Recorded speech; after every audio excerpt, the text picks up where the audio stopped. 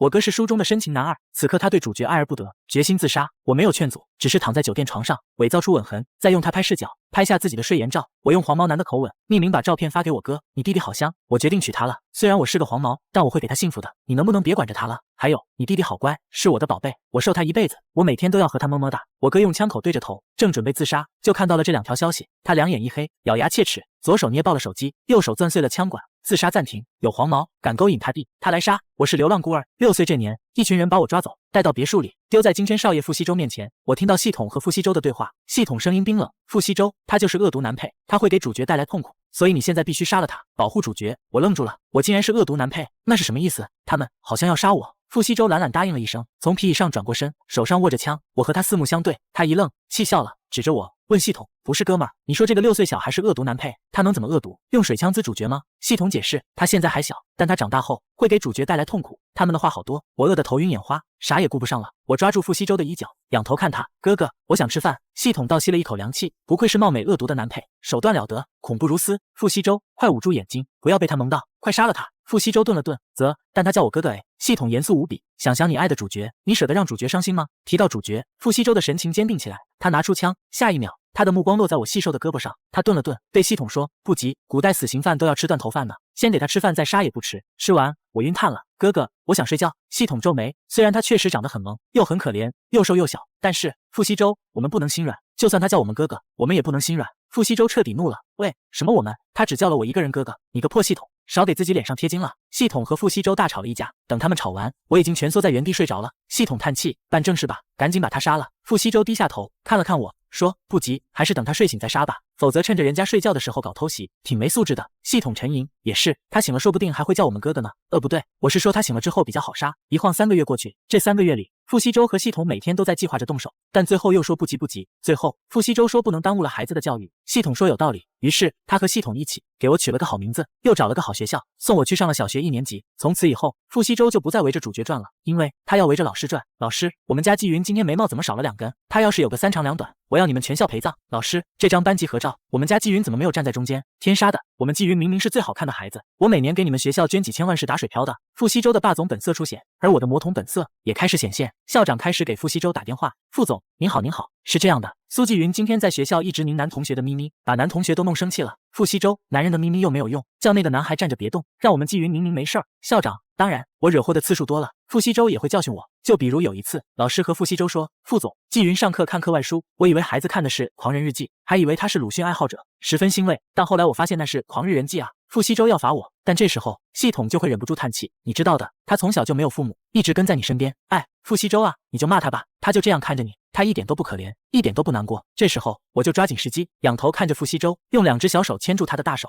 再眨巴眨巴眼睛。傅西周就舍不得教训我了，他原本定好让我写的检讨书，也从500字变成300字，又变成100字，最后只让我写5个字。他以为我会写哥哥我错了，但一打开发现是我爱你哥哥。他和系统齐齐倒吸一口凉气，双双热泪盈眶，再也舍不得骂我半句。哼哼，本恶毒男配又粘体，只是略施小计。但是我也见过傅西周发火。那天傅西周正在和主角白青野约会，这应该是很重要的约会，因为按照剧情，他会因为这次约会彻底爱上白青野。但是他刚到约会现场，就接到了校长的电话：“傅总，不好啦，今天学校搞烹饪活动，季云的豆角没煮熟，全班30个人吃完就进医院了，您家季云变成金氏黄磊了。”傅西周不得不放弃了和白青野的约会，去给我惹的祸上后。我印象很深，那是第一次傅西周在我面前发了火。蠢货，他们知道季云要做饭，不会提前服用解毒剂吗？他们有没有想过，他们吃完饭就晕倒，会给我们季云留下多大的心理阴影？我们季云以后不敢吃饭了怎么办？我们季云已经这么瘦了，你们还要吓他？校长吓得满头大汗，连连点头。就是啊，现在的孩子都太没有眼力劲儿了，怎么能不提前吃解毒剂呢？回头我说他们，希望没吓到季云同学。哎，傅总，您看这事儿闹的，您千万别生气。不过傅西周怕小朋友们因为豆角事件不和我玩了，所以他给进医院的同学每人送了一套金氏市中心4合院和1辆豪车。30个同学，每个人醒过来时，面前都摆着一张房产证和双2标的车钥匙，同学们都乐开花了，互相询问是已经到了天堂吗？怎么有这种好事？总之，没有任何一个同学因为这件事恨我，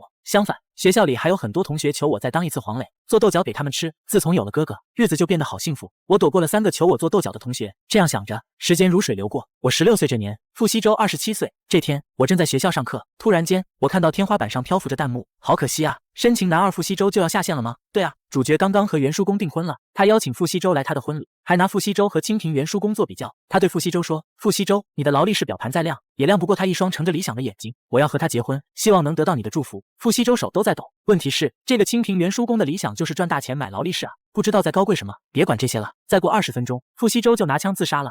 我最喜欢这个帅气男儿了。好可惜，他死了之后，他的竞争对手们会让他家破产，他弟弟苏纪云也要从小少爷变成穷人了，好惨！我哥要自杀，我猛然站起身，往校外跑去，我绝不能让我哥死了，我要赶紧找到他。但是他会在哪里呢？我打他的电话也没有接通，但电话不是关机，而是挂断，电光石火间，我想到了一个好办法，无论我哥现在在哪，我肯定都赶不过去了，只能试试邪修。我冲进理发店，买了顶黄毛男士假发，就直接去了旁边的三无破宾馆。我把毛巾塞进假发，伪造出一颗黄毛头的形状，又躺在床上，用手在脖子上掐出吻痕，扯开校服衣领，将黄毛头埋在胸口，闭上眼睛，手机放远，定时拍照。就这样，迅速得到了一张以你的他拍睡颜照。照片中少年睡颜疲倦，脖梗处的吻痕刺眼，白色校服衬衫被扯开，黄发的男人埋首胸前。我匿名把睡颜照发给我哥，你弟弟好香，我决定娶她了。虽然我是个黄毛，但我会给她幸福的。你能不能别管着她了？还有，你弟弟好乖，是我的宝贝，我受他一辈子，我每天都要和他么么哒。不到半秒钟，我收到了回信：畜生，你是谁？再敢碰他一下，我会让你死！弹幕飞速滚动。男二怎么不死了？不知道啊，他喊着什么黄毛啊，去死啊的就冲出去了。我深深呼出一口气，瘫在床上，一直紧绷的神经终于放松了一点。但我知道这场戏还不能结束。我逃了下午的课，晚上我又故意穿着破洞裤和 oversize 卫衣回了家。注：原高跟鞋短裙改为男装。偌大的客厅没开灯，很是奇怪。我抬手摁亮灯，下一秒就看到坐在中央沙发上的傅西周和在他身后站成两列的佣人们。他坐在主座上，宽阔的肩膀靠在红丝绒椅背上，黑发散落额前，眸子狭长，面无表情，神色很冷。身后的佣人们都垂着头，我吓了一跳。哥，你怎么回来了？他没有回答，狭长的黑眸冰冷，紧紧地盯着我，看了很久。已经是深秋了，我的卫衣外套了件大衣，还围着一条深灰色的男款围巾，刚好遮住吻痕。傅西周的语气平静，毫无波澜。你下午没上课，去哪啊？哥，我和朋友出去玩了。朋友？傅西周语气很冷，你就找不到毛不黄的朋友了吗？我低着头，没有说话，掩饰心虚的表情，就像一个在老师面前做错事的学生。傅西周站起身，所有佣人立刻会意，转身离开。偌大的宅邸只剩下我和他。傅西周一步步向我走来，在我面前站定，将我笼罩在阴影之中。我的头顶指到他的锁骨，压迫感太重，我没忍住后退了几步。下一秒，我听见他的声音从头顶传来：“把围巾摘了。”奇了怪了，明明我没做错事，为什么在他面前还是这么心虚？我讨好的笑，仰头看他。哥，等等，我想问问你这段时间很忙吗？我都想你了。哥，你累不累啊？你想我没？他垂眸看我，语气冷得刺骨。是你自己摘，还是我帮你摘？好吧，根本绕不开。我低下头，我自己摘。我已经将动作尽量放慢，但还是脱无可脱。围巾完全脱下，刚掉在地上，就被傅西周一脚踢开。下一秒，傅西周狠狠摁住了那枚吻痕，他手指很冰，我没忍住站立了一下，但傅西周却没有收手，他垂眸看我，语气很冷。这是什么？我没有说话。傅西周下颌线绷紧到极致。苏纪云，你他妈才16岁，你和他做到哪一步了？我只感觉脸上发烫。别过头，不关你的事。傅西周站直了身体，居高临下的看着我，语气冷到了冰点。我最后问你一次，说还是不说？我怔怔仰头看他，从我6岁到16岁，傅西周对我一直是纵着宠着，我惹过各种各样的祸，但他也从没这样对我。可现在他的脸色好可怕，让我手脚发冷。要是系统在就好了，说不定还能帮我劝傅西周。可惜系统最近在其他世界有任务，一直在忙，但我知道我必须演下去。傅西周有放不下的事，才会一直活着。我有点发抖。下一刻，我猛然坐在地上，开始崩溃大哭。我就不说，凭什么你一直逼问我？你爱白青野，所以你为了他什么都能做。我也爱我男朋友，我为了他也什么都能做啊。我只是爱他，我有什么错？你凭什么像审犯人一样审我？你滚开！这一番酣畅淋漓的恋爱脑雷霆发言说完，室内一片死寂。傅西周的神色没有太大变化，只是目光短暂的失了焦，像是有什么东西在他脑中对齐了位置。下一秒，他僵住了，低头看着我，不可置信般喃喃自语：“你是和我学的？”傅西周看着坐在地上流泪的少年，几乎有点难以呼吸。谁养出来的孩子，当然就会像谁。他现在这样的恋爱脑，完全是他一手造成的。他为白青野付出一切，所以他也学会了，他也为爱的人付出一切，不计后果，甚至是上床。我用手捂着脸，假哭到一半，从指缝里偷看哥哥。他不知想到了什么，气势一瞬间垮了下来，眼中的愤怒褪去，涌上排山倒海的愧疚和某种痛苦。不知过了多久，他蹲下身，拍着我的后背给我顺气，语气已经不再愤怒：“是哥哥错了，哥哥没有做你的好榜样，哥哥也不应该这样一直逼问你。你已经不是小孩子了，有自己的隐私，但是你还是要和哥哥说实话，到底和他做到哪一步了？我现在要给你预约体检，知道吗？”好难回答的问题，我遇到难回答的问题就不说话，我装作上不来气，抽抽噎噎。傅西周果然心疼了，他抽了几张纸给我擦泪，没有再逼我，而是换了个问题：答应哥哥和他分手好不好？这个问题好回答啊，我有参考文献的。我说为了你离开他，我不 Let's 恋爱。傅西周额前的青筋跳了跳，他一个文盲黄毛，你到底喜欢他什么？这个问题也好回答，在华语乐坛中亦有记载。我抽噎，我喜欢坏坏的男友，我喜欢刺激的感受。砰！傅西周对着我，把手抬起又放下，最终还是下不了手打我，一拳砸在墙上，他指关节滴滴答答往下滴血。他把怒气压了又压，最终竟还是没有说出什么重话。苏纪云，你给我去书房罚跪，跪到愿意分手为止。我主打一个混世魔王，给脸不要脸。我哭着大吼：傅西周，我恨你，你给我去死！你死了我就能去见他了。傅西周一愣，被气笑了。我死了，你好和那贱人双宿双飞是吧？好啊，苏纪云，你放心，我会长命百岁，你们别想在一起。我心下狂喜，要的就是这个。傅西周去死！算了，傅西周长命百岁，此事在云中有个苏纪云里有记载。狂喜之中，演技，我还是不忘演技。我假哭着冲进房间，砰的甩上门，还不忘在房间里点开水星记播放键，开始装忧郁。我演了又演，满意的不得了，扑在床上看着天花板，长出一口气。目前傅西周应该不会死了，我就知道演黄毛这一套对他肯定有用，因为我10岁的时候有一个电视剧热播，电视剧里主角是富豪家的小少爷，却因为穷小子的一碗白粥爱上了穷小子。我当时什么也不懂，趴在沙发上呆呆看着他们恋爱。那天傅西周开完会回家，他发现我在看这种电视剧，两眼一黑，吓得半死。刚好镜头播到穷小子的脸，傅西周急得一拳把电视机干碎了。下一秒他反应过来，连忙跟我说：云云不怕不怕，哥哥刚刚是在打文文。他牵着我回房间，告诉管家这个电视剧要永久拉黑，不许给纪云少爷看到。然后第二天傅西周推掉了股东大会和所有工作，带我坐飞机去了港城拍卖会现场。众目睽睽下，傅西周花了3亿8千万拍下了最昂贵的那枚钻戒，用白金链穿起来，亲手挂在了我的脖子上。我还记得那天全场沸腾，到处都是暖光射灯，照得水晶杯上的金箔闪闪发亮。很多人频频回头看我，脸上写满艳羡。我穿着金橙色的小西装，傅西周蹲在我面前，眉目英朗，平视着看我。他说：纪云，以后送你钻戒低于这个价格的男人都不能嫁哦，记住了吗？我似懂非懂，点了点头。傅西周就笑了，大手揉了揉我的额发。那一年傅西周21岁，还没有被主角虐身虐心，他纵横商场，顺风顺水，是意气风发的青年总裁。我从回忆中抽离，回到现实，咬紧了牙。从小到大，我哥真的把我养得很好，我绝不会让我哥死了。如果我哥真的死了，以后我想他的时候，就只能 talking to the moon 了。这种事情我才不要。飙了一天戏，本牛马影帝力竭的睡着了。半梦半醒间，我感觉身侧的床垫下陷，下一秒，冰冷修长的手指触上我脖颈的肌肤，似乎有人往我吻痕处涂抹药膏。一片黑暗中，男人的呼吸声清晰可闻。随后，我听见了傅西周的声音，十分落寞，不近人情的总裁，此刻像被抛弃在世界角落的落水狗，声音轻而雅。纪云，你8岁的时候说你要守护我，明明你还只是个很小的孩子，真是奇怪啊。可是那句话我一直没有忘记。傅西周的手轻轻拨开我的额发，我闻到他身上浓浓的酒气和血家灰烬的味道。我16岁父母双亡，开始当家，成为家主，独当一面，从来没有人敢说要守护我。但是今天你居然为了一个男人让我去死。明明我唯一的亲人是你，你唯一的亲人是我。我感觉有冰冷的水滴砸在我脸上，然后蜿蜒的往下流，一时间就好像我也哭了一样。那水滴越来越多，像是一场雨。哥哥不是一个好榜样，哥哥没有把你养好。纪云，如果没有哥哥的话，你要怎么办呢？你会被那个贱人骗吗？你会像个笨蛋一样为他付出吗？你会开始喝白粥吗？你会感动他递给你的易拉罐戒指吗？我脑中一亮，这倒提醒我了，明天我就搞个易拉罐戒指回来，丰富一下我的恋爱脑人设。我正盘算着，下一秒却突然被傅西周打横抱起，他稳稳地抱着我往楼下走去。我不知道他要做什么，便赶紧装作半梦半醒，叫了他一声哥。见我醒了，傅西周装作没哭过似的，板着脸，下颌线绷得很紧。你还知道我是你哥？真奇怪，我还以为我是你仇人呢。下一秒，他把我放在客厅的沙发上，我才发现专业的医生团队已经在严阵以待。好吧，看来这体检是不得不做了。第二天，我哥状态好了不少，他专心阅读如何阻止青春期的孩子早恋，甚至连白青野的电话都没接。但我没想到，白青野竟然找上门了。他是来要钱的。他之前想开公司做电商，我哥给他投资了6000万，他租了市中心的豪华写字楼，又雇了一群员工，天天鞠躬叫他王子老板。6000万很快就花光了，但电商却没做起来。他来找我哥给他第2轮投资。白青野进了门，巡视了一番1楼客厅，一副男主人的样子。然后他放下包，坐在沙发上，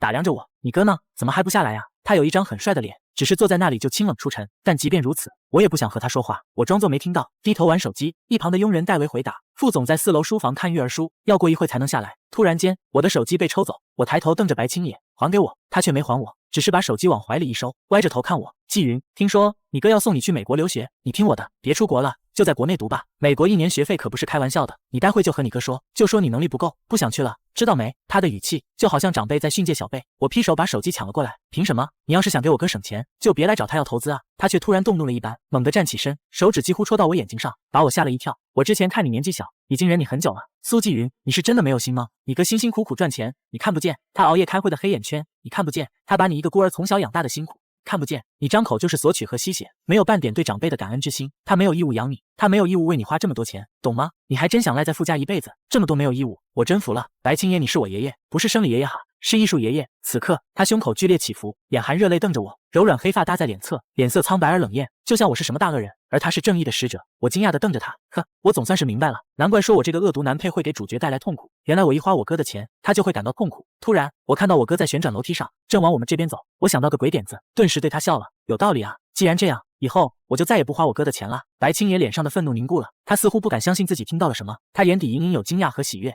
真的？我笑得眉眼弯弯，声音清晰如水，在大厅里回荡。当然，哥哥你说的对，我不能再让傅西周哥哥养我了。既然如此，我就让我的黄毛男友养我吧。刹那间，傅西周的声音在大厅回荡。你敢？傅西周冲过来，攥住我的手腕，力道之大，让我连骨头都痛。我瞪大双眼，一副懵懂的样子。哥，你怎么这么生气？青野哥哥说我不能花你的钱，所以我就想，干脆我去和我男朋友一起住好了。我点开手机，给我哥展示购物车里的书，逃离劳斯莱斯，为什么骑着吱呀作响的自行车，反而更能听清心跳的声音？从零开始的工地生活，那个满身纹身的男孩，其实比谁都干净。当我们谈论搬砖时，我们在谈论什么？从豪门到工地，我的奋斗，两个人如何用5块钱吃出幸福感，一堆雷霆书目，就这样映入傅西周的眼底。我笑意盈盈，哥，别担心我啦，你看，这是青野哥哥刚刚给我推荐的书单，很有用吧？我开始吟唱，哥，青野哥哥说了，他才不是什么坏小子呢，等他搬砖回来呢，就和我一起料理拼好饭。傅西周瞳孔骤缩，此时系统也回来了，我听到他在傅西周脑中尖叫：天杀的，谁给我们家纪云看了这种书？那个黄毛是谁？黄毛死黄毛，你被捕了。傅西周，你怎么带孩子的？该死的，我要换掉这个主角白青野。白青野，你也被捕了，竟敢给我们纪云看这种书，这些烂书也被捕了。霸道系统狠狠捕获，但傅西周没管他，他只把我护在身后，不可置信地看向白青野，眉间有压抑的怒意。你到底和纪云说了什么？白青野脸上写满了无措，漂亮的眸子里满是泪水。我没有说，他撒谎，我根本没有给他推荐什么书单。不信的话，你可以去查监控，是他自己喜欢黄毛，自己想要和黄毛住在一起，结果就推到我头上。傅西周皱眉，语气笃定至极，甚至还有一丝骄傲。查监控？呵，没有那个必要，我们家纪云是不可能说谎的。白青野双手握住我哥的手，他仰头看着他的眼睛，语气急切而无力。西周，我只是和他说，要知道感恩，要珍惜你的钱和付出。下一秒，出乎意料，傅西周竟然甩开了他的手。傅西周语气愤怒而不解，我要他感恩干什么？我要他珍惜我的钱干什么？我就是要他挥霍啊，我就是要他没有一丝愧疚，轻轻松松的活着啊。白青野，你口中的感恩，就是把我弟弟往火坑里推吗？先不说现在傅氏蒸蒸日上，就算真的有一天傅氏破产，我哪怕是去要饭，也绝不会让我弟弟去工地找黄毛。说到这里，傅西周怒意更甚，你怎么能让他在这个时候产生这种念头？他才16岁，如果他真的搬出去和黄毛住了，我就……白青野发出一声啜泣，傅西周最终还是收住了，他别开脸。额前几缕黑发垂落，在眼睫投下阴影，他还是舍不得对白青野说重话。白青野察言观色，如同抓住了一丝希望，他立刻开始呜咽颤抖。西周，我知道纪云不会撒谎，既然这样，那不如看看监控，看看我都说了什么，然后你再定我的罪。你先看了监控，之后你再怎么讨厌我，我都接受。他擦干泪，站起身，管家先生，请把监控给西周看吧。管家周伯上前，带着完美的职业微笑。我闭上眼，完了，玩脱了。等傅西周看完这个监控，我就真成了撒谎陷害主角的恶毒男配了。下一秒，管家周伯挡在了我和白青野之间。白先生，如果在这里放监控，我们纪云少爷就还要再听一遍您刚刚说过的话。我不希望让纪云少爷再一次听到那样的发言，这不利于他的健康成长。周伯十分礼貌，但是我还记得白先生刚刚的发言内容。白先生认为，为了给傅总省钱，应该克扣纪云少爷的学费，这让我深感愧疚。纪云少爷是我看着长大的，如果有一天傅家真的到了这种地步，我宁愿捐出我的个人退休金，也绝不愿让纪云少爷缺少学费。傅西周的脸色骤然冷了几分，他直视着白青野，就好像第一次认清这个人。你连纪云的学费都要管？白青野的嘴唇在发抖，他咬牙，西周，我不是，我只是担心他去美国会大手大脚。周伯带着完美的笑，用托盘盛上几张发票，鞠了一躬。主人家聚会本来也没有我们这些下人插话的余地，我上了年纪，一时话多，真不应该。现在我还是先去把白先生送来的发票报销了吧。白先生，和您确认一下，您这次是买了80万的爱马仕男包，170万的项链，还有34万6千的成衣，对吗？还是和上周一样走副总的账，对吗？白青野彻底慌乱了，他咬牙，你怎么做事的？赶紧把这些拿下去，不用和我确认。周伯，傅西周开了口，他眼圈染上淡红，不必给他报销，我为什么要给一个伤害我弟弟的人买这些东西？管家周伯鞠了一躬，是副总。白青野呆呆看着傅西周，脸上血色一寸寸褪去。傅西周眼角有一滴泪落下，但他还是转身离开。送客以后，白青野来找我都不见。是副总，我听到系统的播报，男主对主角好感度30，目前好感度70-100。接下来的几天，白青野都没有再来，但哥哥也浑浑噩噩，常常发呆。弹幕议论纷纷，好可怜，男二爱主角是命中注定的，除非好感值降到0，不然没了主角，男二一天天都行尸走肉的。主角去哪了？去哪了？可能被狗当成屎吃了吧。我冷哼一声，在心里回答弹幕，弹幕还在滚动，后面的剧情也改变了。主角会和袁叔公结婚，但袁叔公野心勃勃，一心往上爬，把主角当作礼物送到不同男人的床上，最后主角自杀了。袁叔公又痛苦又后悔，男二傅西周也十分后悔，因为他见主角的最后一面，居然是在和主角吵架，他十分自责，因为当时他不知道主角要面对的是怎样可怕的人生。袁叔公和男二要一辈子都活在痛悔中了，尤其是男二崩溃的绝望总裁，好喜欢追妻火葬场啊，我爱看。我猛然坐起身，袁叔公我不管，但我哥凭什么要一辈子活在痛悔中？而且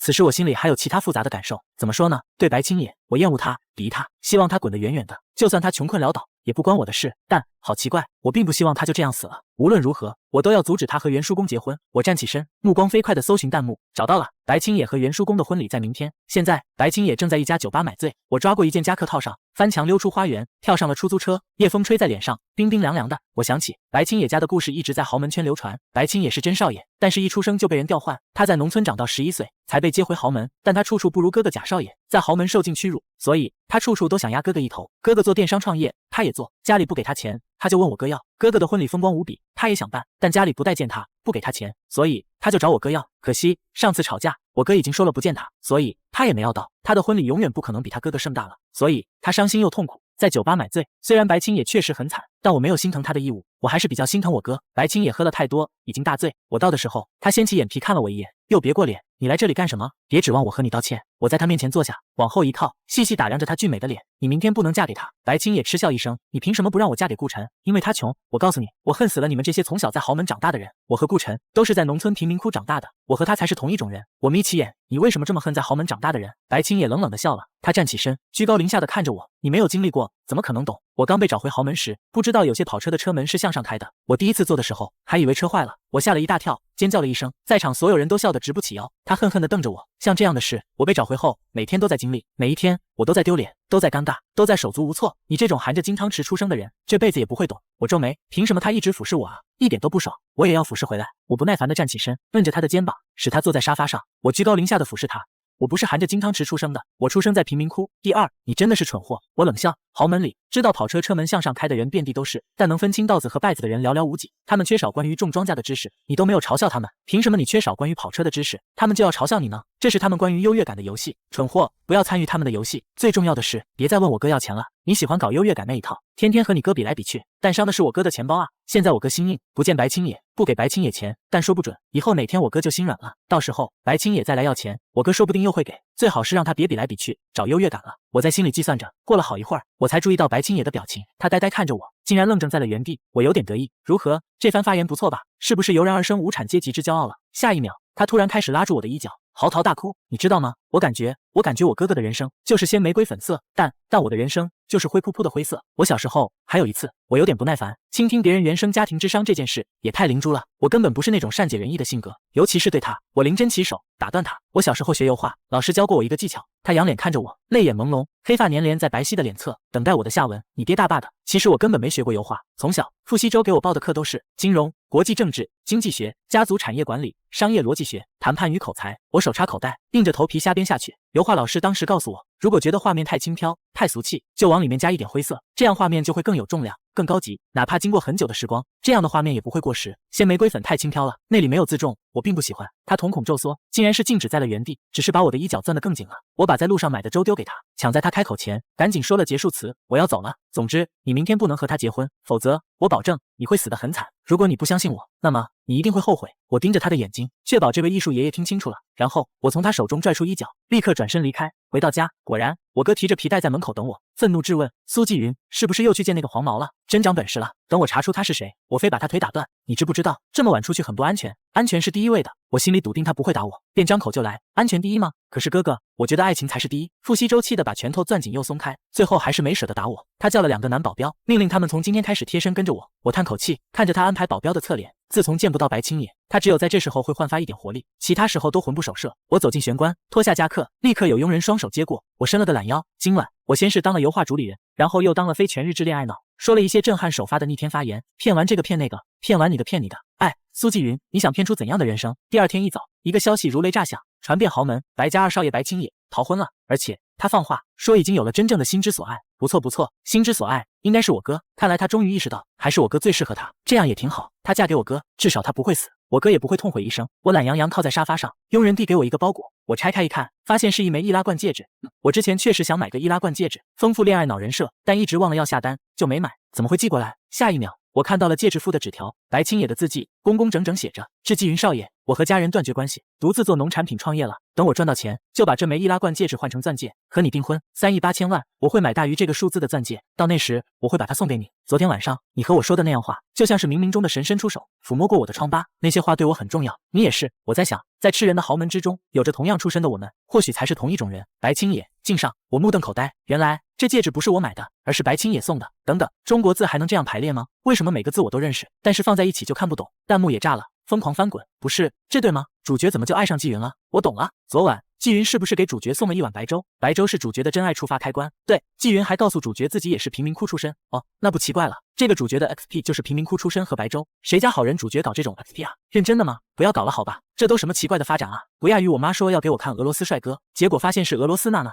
算了，刷到什么看什么吧，细品还真有点甜。哈哈哈！其实昨天本来应该是袁叔公来给主角送白粥的，哎，可惜袁叔公来晚了，他来的时候主角都走了。看来主角和纪云命中注定啊。主角 LA 时候，其实主角爱上纪云也是情有可原。他昨天说的那些话，是我也爱上了。纪云不愧是从小学谈判与口才课的，可纪云还是未成年啊，求一个纪云冷傲退基佬。没事，等主角赚到3亿8千万，纪云早该成年了。不过纪云应该不喜欢他吧？这个发展太神人了，我两眼一闭就是笑，我还僵在原地。下一秒，手里的东西就被我哥拿走了。他看着那张纸条，表情逐渐震惊，又逐渐震怒。下一秒，他把纸条一把撕碎。一瞬间，我听到了系统播报：男主对主角好感度70，目前好感度0-100。我震撼的抬头看傅西周，他正咬牙切齿。好啊，当初我只说送我们纪云钻戒小于3亿8千万的男人不能嫁，忘记说。注：此处原句为忘记说女人了，因全员男性，逻辑上无需特指性别，改为强调特定对象或全部雄性，结合下文修改。忘记说白家的人了，不管是谁全都不能嫁。他崩溃大喊：光防着黄毛了，忘记防你了，该死的白青野！管家，把他的车牌全给我拉黑，看住他，不许让他靠近我们家纪云。系统也在尖叫，白青野不就是另一种黄毛吗？新的黄毛已经出现。傅西周，你给我防住了！什么破易拉罐戒指，这种寒酸的东西也敢送给我们家纪云？戒指破戒指你也被捕了！诡计多端的主角别想掰弯我们纪云！我愣在原地，还在回味那张纸条。原来这才是真正的震撼首发，这才是真正的赛级恋爱脑。